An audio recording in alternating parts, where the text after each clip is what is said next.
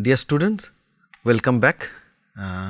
We have been studying this rotational absorption spectroscopy, and in which we almost covered everything which is usually there in undergraduate and postgraduate syllabus. So, now today we will be continuing with this application. So, in last class we ended up with the application of the microwave oven, microwave radiation in microwave oven. So, now we will be discussing the application of microwave spectroscopy in interstellar molecules determination. Now, interstellar molecule means the molecules that remains in the space, and detecting those molecules or finding the information about the molecule is very difficult, because we cannot go and collect the sample and come back and then do the experiment in this on this earth. So, it is very difficult to collect it and then preserve it and bring it to earth, and so that is why we have to depend on this spectroscopy in which this light interacts with matter, and then whatever the signal we get, we have to analyze this one. So, in space lots of signals are there, lots of radiations are there, and so we have to analyze that radiation, and then we have to find out the information about the molecules that exist in the space. So, if that interstellar molecules that we are discussing about this in the microwave spectra. So, here you see that this kind of, we always see this kind of antenna, and then they actually collect the signal. This signal is falling on this one, and then it is coming to this radio frequency detector, and then whatever we detect, that we actually analyze. The region of the space where molecules have been detected are nebulae, which is found not only in our own galaxy, but also other galaxies. In our galaxy, nebulae are found in the Milky Way, which appears as a hazy band of light as a result of its containing millions of stars. So, I will be seeing some picture of that. Associated with this luminous cloud composing the nebulae are dark clouds of interstellar dust and gas. Since new stars are formed by the gravitational collapse of the region of the nebulae, so which must contain the raw material from which new stars are formed, and the detection of the molecules of this region of the greatest importance. And also we are interested in the beginning of the life. So, we think that the secret of the life, the molecule responsible for the life is there in that nebulae. The first polyatomic molecules was detected in back in 1968 with the use of a telescope having a disc of 6.3 meter. This kind of telescope having a disc of 6.3 meter, and it was in the California. So, this is that we always try to understand, the human being is trying to understand in the space, and this is what we see from the on the earth. We do not see here, but in some northern part in the remote area like Norway, Finland, there in the remote area we can see this kind of colorful appearance. And this is that a picture which is taken, which is shared by this NASA, that in California, in University of California, Berkeley, that is obtained by the Hubble telescope. So, and this, remember these pictures, this kind of pictures what NASA releases, these colors are given color. The color indicates that this each color actually indicates of a frequency. So, the blue color is not that visible blue color, it is any other frequency assigned with that color. So, the number of color indicates that different frequencies are available, cosmic ray, X-ray, different frequencies are available in that picture. So, that Hubble telescope is a beautiful addition in the science, and then it was back in 1990. So, this it was put in that earth orbit, and around 550 kilometer away from the earth's surface. So, it is maintained by the NASA, and then it is a huge telescope. You see, this is the aperture. So, light comes in, and then the signal is like here, that another picture is showing this picture it is like somebody is seeing this small girl is seeing the sky. So, it is from the earth using our detector we are seeing the sky, and this one, this Hubble telescope, is that we are putting a eye in the space. So, one of our artificial eye is there in the space. So, the purpose of the Hubble Space Telescope is to gather lights from the cosmic objects, so scientists can better understand the universe around us. So, it says the Hubble in the space, this Hubble telescope is in the space, and the astronomers are on the earth, those people who are analyzing the data. So, it is kind of our eyes in the space, and it is a huge one. Length is 13 meter, 13.5 meter, and the diameter is 2.4 meter. So, it is a huge telescope, and then it is moving, it was now it is much better telescope, James Webb telescope is available, and it is far deep into the space. So, it is given much better data than the Hubble, but Hubble is itself is a fascinating things to discuss, because it has immensely enriched the science in space. So, Hubble telescope is so powerful, it is enough to spot the light of a firefly, distance of about 7,000 miles.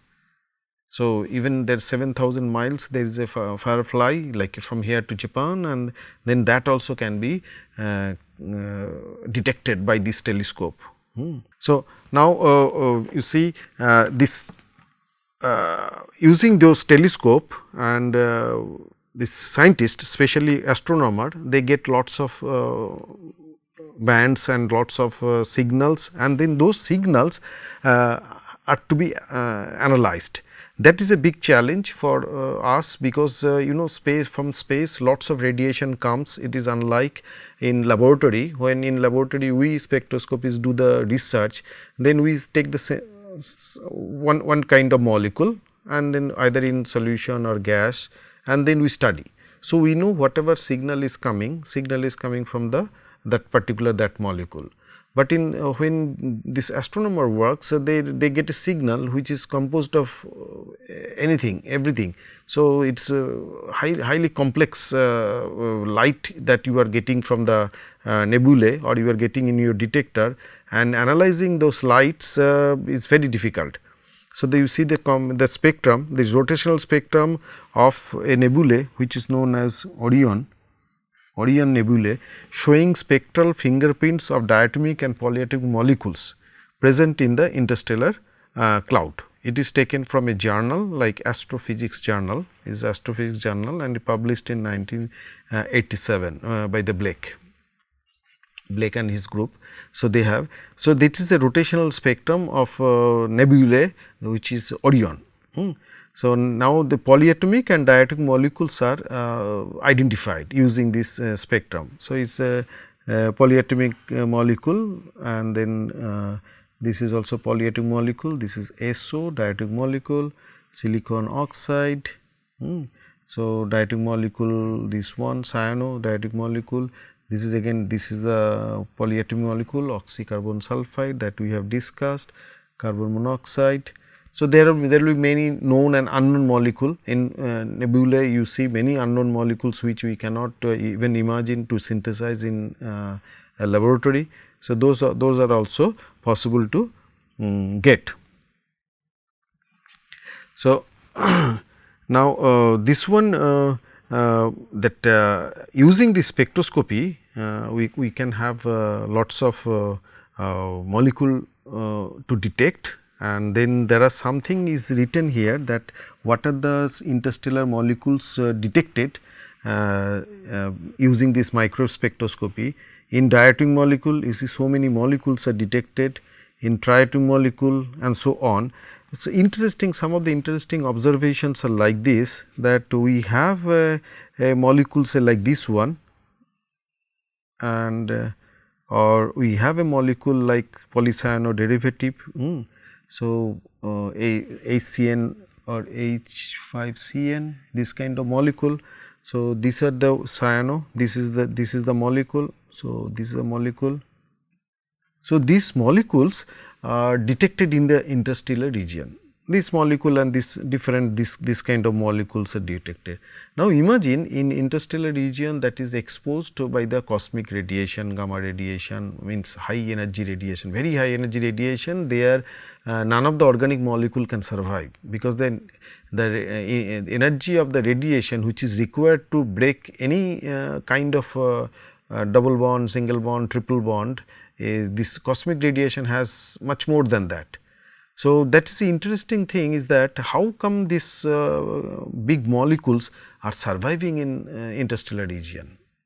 So, that is very fascinating. So, scientists think that there is a kind of conservation mechanism. So, these molecules are protected, maybe that signature of life is also protected in the space in that way, and so this is a very interesting thing. That is why scientists are always interested in things exploring the interstellar region, comet, and many countries are trying to send some vehicle to bring some materials from the comet surface. Purpose is the same, what is the origin of the life. So, and as I said that it is not easy to determine the molecule. You see this molecule is determined in using this rotational spectroscopy. So, that transition from j is equal to 1 and 2 to 1 and 0 to 1 and it should be 3 to 1. So, these are you see these are the signal, and this is the fit curve. This is the fit curve. The signals are very noisy, because lots of process is necessary to get that data explainable. So, after the processing, the signals are says that this molecule is HC5N. This molecule is a cyanodiacetylene molecule, this molecule. Okay. So, with this I would like to say that we have completed this rotational spectroscopy, and then I would like to tell you that what are the things we have covered. We have first covered that linear molecule, and then we have covered the symmetrical top, and then we have covered that application of microwave, and then we have covered the application of microwave spectroscopy. So, in that this linear molecule is the most important for the BSc level, and then spherical top is the symmetrical top is the also included in the MSc syllabus. So, with this I hope you have enjoyed this lecture. So, let us continue our lecture in the near future. Thank you.